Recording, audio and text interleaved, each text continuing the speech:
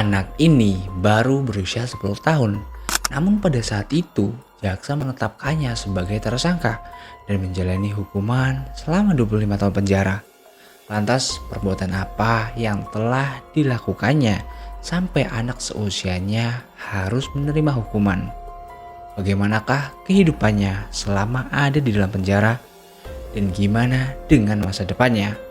Sebelum lanjut, gue ucapin selamat datang di Bilik Waktu. Waktu adalah teka-teki dan kita adalah pemecahnya. So, daripada penasaran, langsung aja mari kita kupas tuntas. Kali ini gue akan bahas salah satu anak yang pada waktu itu dan kalau sekarang masih hidup kemungkinan seumuran buyut gue. Kenapa gue bilang kayak gitu?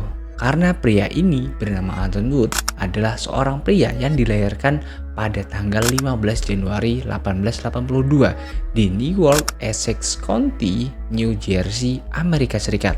Untuk masa lalunya sendiri, gak banyak artikel yang membahas tentangnya pak. Yang jelas ada satu tindakan yang dia lakukan sebelum dia mendapatkan vonis hukuman selama 25 tahun di penjara.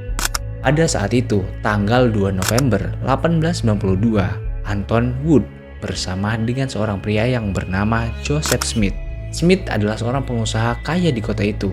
Keduanya kebetulan mempunyai hobi yang sama, yaitu sama-sama suka berburu. Secara kebetulan, di hari itu, Smith berkunjung ke rumah orang tua Anton. Kedatangan Smith hanya untuk berburu di dekat rumah Anton. Dan pada saat itu, Smith bersama dengan Anton masuk ke dalam hutan. Karena di sini Anton merupakan warga di sana dan bisa dibilang akamsi. Walaupun usianya yang masih bisa dibilang anak-anak, tapi Anton ini mengetahui lokasi-lokasi yang strategis untuk melakukan pemburuan. Anton kemudian mengantarkan Smith untuk masuk ke dalam hutan. Selain menguasai lokasi tempat berburu, Anton juga mahir menggunakan senjata senapan musket. Di tengah-tengah perjalanan, mata Anton begitu terpukau dengan jam tangan emas yang berkilau dan senjata baru milik Smith. Entah mendapat bisikan dari mana, pada saat itu Anton mengarahkan Smith untuk berjalan mendekati jurang. Smith tanpa sadar dia menuruti perintah Anton. Tapi pada saat Smith lengah, Anton berjalan ke belakang tubuh Smith dan berada beberapa meter di belakangnya. Ketika itu juga, Anton langsung menembak Smith dari belakang. Atas penembakan inilah Smith tewas seketika. Setelah melihat Smith tewas, pada akhirnya Anton mengambil jam tangan yang dia dambakan dan kemudian dia pulang ke rumah. Dan asal kalian tahu pak, pada saat dia melakukan pembunuhan itu, Anton ini masih berusia 10 tahun. Kepolisian yang mencari keberadaan Smith pada akhirnya menemukannya di hutan dalam keadaan sudah nggak bernyawa. Dan setelah dilakukan penyelidikan, kepolisian akhirnya mengungkap fakta bahwasannya hari terakhir Smith bersama seorang anak kecil bernama Anton. Oleh karena itulah kepolisian langsung mengamankan Anton, membawanya sekaligus kedua orang tuanya ke kantor polisi.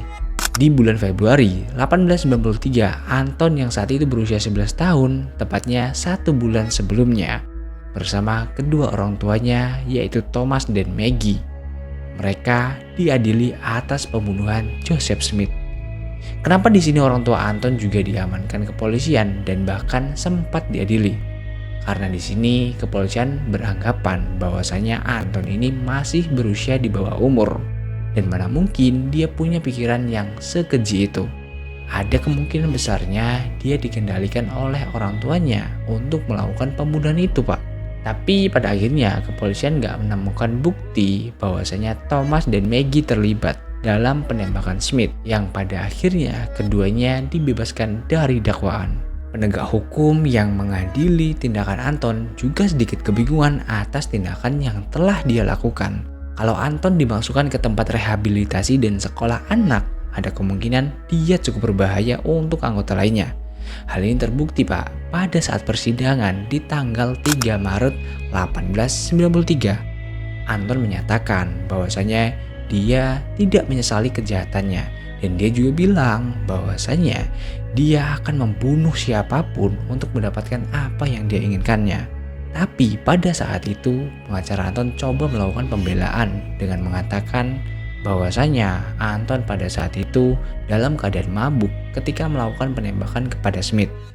Karena menurut pengakuan Anton bahwasanya di hari pembunuhan itu dia memiliki banyak bir di rumahnya serta whisky yang tertinggal dari botol yang ditawarkan Smith kepadanya. Tapi lagi-lagi Pak, gak ada barang bukti yang menguatkan pendapatnya tersebut yang diajukan ke pengadilan untuk membuktikan tindakan Anton itu tidak disengaja. Di dalam persidangan itu, setelah juri melakukan perundingan selama 27 jam, mereka kemudian membubarkan sidang tanpa keputusan apapun. Yang kemudian sidang kedua kembali dilaksanakan kembali di tanggal 30 Maret tahun 1893. Yang mana hasil dari sidang itu adalah juri memutuskan Anton bersalah dan menjatuhkannya hukuman 25 tahun penjara. Dan kemudian Anton dipenjara di negara bagian Colorado di Canyon City mulai dari tanggal 3 April 1893. Pada saat itu Anton menjadi tahanan termuda yang menjalani hukuman di sana. Namun walaupun di penjara, Anton masih mendapatkan fasilitas dan hak yang layak. Anton pada saat itu diizinkan mendapatkan hak istimewa tertentu termasuk guru privat. Pada saat berada di dalam penjara, Anton lebih sering menyendiri. Namun tanpa dia sadari, ada beberapa kelompok tahanan lainnya yang melakukan perencanaan kabur dari penjara. Dan sayangnya Anton terjebak dalam pelarian itu. Pada tanggal 22 Januari 1900, Anton yang berusia 18 tahun berada di tempat dan waktu yang salah. Anton gak mengetahui rencana ketiga temannya. Dia hanya mengikuti arahan dari mereka, yang mana di malam itu setelah para tahanan selesai makan malam, mereka berempat kemudian menyelinap ke ruang ketel uap. Keberadaan mereka di sana menyabotase sistem sabuk yang menjalankan penerangan listrik, yang mana hal ini langsung membuat lampu di dalam lapas itu padam semua. Dan hal ini kemudian dimanfaatkan oleh para narapidana untuk melarikan diri dengan cara memanjat pagar pembatas. Sampai saat itu, Anton juga belum tahu nih apa yang akan dilakukan ketiga temannya. Sampai terjadilah satu peristiwa yang mana hal ini semakin memperburuk rencana mereka. Saat itu, salah satu teman Anton menangkap Kapten Rooney. Namun saat itu juga sang kapten mencoba melakukan perlawanan. Namun karena perlawanan inilah salah satu teman Anton menikam Kapten Rooney tepat di bagian jantungnya. Anton yang kebingungan atas peristiwa ini, dia hanya bisa tercengang. Namun pada akhirnya Anton diseret oleh tiga temannya dan mereka kemudian memanjat tembok untuk melarikan diri. Setelah berhasil keluar dari penjara, tapi perjalanan mereka harus berpencar. Mereka membagi menjadi dua kelompok. Wallace dan Anton berlari menuju Cripple Creek dan sedangkan Reynolds dan Wagoner berlari menuju Florence. Tapi sayangnya pelarian mereka berakhir sia-sia setelah 3 hari kemudian Wallace dan Anton ditangkap. Nah, selama pelarian para narapidana ini, pada saat itu suasana kota ini berubah seketika. Warga berubah dari panik karena pelarian itu, tapi di sini mereka menjadi marah atas pembunuhan Kapten Rooney yang seharusnya tidak dilakukan. Para massa berkumpul di dekat lapas setelah mendengar Anton dan Wallace ditangkap. Mereka berbondong-bondong datang ke sana dengan penuh emosi dan ada kemungkinan kalau mereka melihat Anton dan Wallace secara langsung, mereka akan menghakiminya. Dan oleh karena itulah pada saat penangkapan Anton dan Wallace dan akan dibawa ke lapas, kepolisian menyembunyikannya di dalam kereta yang penuh dengan tumpukan jerami. Atas hal ini, Anton dan Wallace diadili atas pembunuhan Kapten Rooney pada bulan Januari 1901. Tapi tuntutan terhadap Anton dibatalkan karena kurangnya bukti bahwa Anton terlibat dalam penusukan tersebut. Yang mana hal ini semakin diperkuat pada saat Wallace diinterogasi mengenai apakah Anton terlibat dalam pembunuhan itu. Dia menjelaskan dan berkata jujur untungnya Pak, bahwasanya Anton sebenarnya hanya berdiri di sana dalam kondisi ketakutan setengah mati sepanjang waktu. Tapi pada saat itu Wallace menariknya untuk diajak melarikan diri melewati tembok penjara.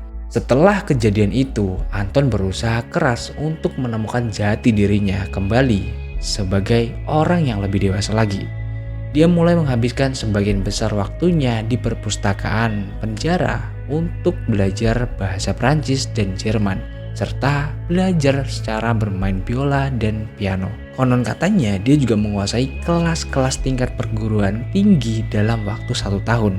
Anton menjadi orang yang jenius matematika dan dikabarkan Anton juga menjadi seorang seniman dan pemain biola berbakat. Anton sering menghabiskan waktunya untuk menggambar atau memainkan lagu untuk hiburan para narapidana di sana. Dan pada tahun 1904, sebuah lukisan yang dibuat oleh Anton tentang Gubernur Peabody dipamerkan di pameran dunia di St. Louis. Saat itu, di tahun 1903, Anton tanpa sengaja terlibat dalam pelarian kedua. Namun, setelah kejadian pelarian yang pertama, Anton belajar banyak hal. Dan atas kejadian itu, dia nggak lagi ikut campur dalam pelarian ini. Meskipun para tahanan lain melarikan diri, Anton masih tetap berada di dalam lapas, Pak. Dan malah dia ini memberikan sinyal berupa alarm kepada para petugas. Dan atas aksinya tersebut, Dewan Komisaris Lembaga Permasyarakatan menulis surat kepada Gubernur Peabody yang merekomendasikan pengampunan bagi Anton. Pada bulan September 1905, Anton yang berusia 23 tahun dan menjalani separuh masa hukumannya, dia kemudian dibebaskan bersyarat. Salah satu syarat pembebasannya adalah Anton harus bekerja di perusahaan percetakan buku Roy Crofters di East Aurora, New York, di bawah asuhan Albert Hobber, yang menurut pihak berwenang akan membantu Anton mengembangkan karirnya, Pak. Dan untuk menghindari stigma masa lalunya, Anton kemudian mengubah namanya menjadi Charles Henry Howard. Di tahun 1905, Anton kemudian menulis surat kepada kepala penjara untuk meminta pembebasan dari pekerjaannya di Roy Crofters sehingga Anton bisa memulai bisnisnya secara mandiri. Surat ini berisikan seperti ini. Saya akan menunjukkan kepada mereka bahwa saya bukanlah orang yang tidak bermoral. Saya akan menjadi pria sejati, menjadi orang yang berguna, dan saya juga tidak akan mati miskin. Saya tidak akan pernah berlaku tidak jujur, tetapi tidak ada gunanya bagi Tuan Hubert untuk menjadi kaya secara finansial. Saya terlambat memulai hidup dan saya ingin mengejar waktu yang hilang. Dan itulah pesan yang dikirimkan oleh Anton ke kepala lapas. 1 tahun setelah pembebasan, Anton kemudian menikahi salah seorang anak dari hakim terhormat dari Newburgh yang bernama Estelle Terry. Setelah menikah, keduanya pindah ke Wisconsin, di mana Anton diyakini menjalani kehidupan yang tenang, bekerja, dan menjauhi masalah. Sampai pada akhirnya, Anton meninggal di tahun 1950 karena kanker paru-paru, di saat usianya menginjak 68 tahun. Namun diketahui istrinya telah meninggal terlebih dahulu, dan Anton dimakamkan di samping istrinya di pemakaman Crystal Lake, Minnesota. Dan itulah tadi perjalanan hidup dari Anton Wood. Gimana menurut kalian soal kasus ini? Coba kalian kasih pendapat kalian di kolom komentar. Gua mohon maaf kalau ada salah kata dalam menyampaikan informasinya. See you next video dan jangan lupa klik tombol subscribe, itu gratis, Pak.